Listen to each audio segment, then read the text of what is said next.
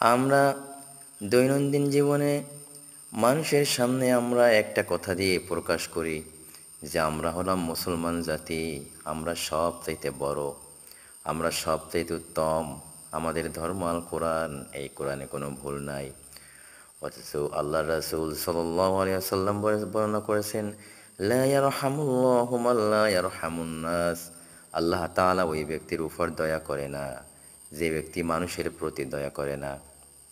প্রিয় ভাইয়েরা, আজকাল দৈনন্দিন জীবনে আমরা দেখতে পারি প্রত্যেকটা মানুষ অন্য মানুষকে আমরা খারাপ চোখে দেখি, মানুষকে ভালো চোখে দেখি না।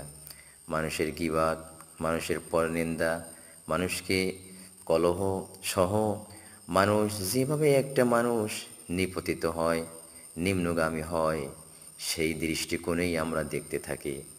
তো এরকমের আচরণ, এরকমের দৃষ্টিভঙ্গি যতক্ষণ পর্যন্ত আমাদের থাকবে, এই ধরনের চরিত্র আমাদের ভিতরে থাকবে প্রিয় ভাইয়েরা, আমরা সঠিক মানুষ হতে পারবো না, মুসলমান হতে পারবো না।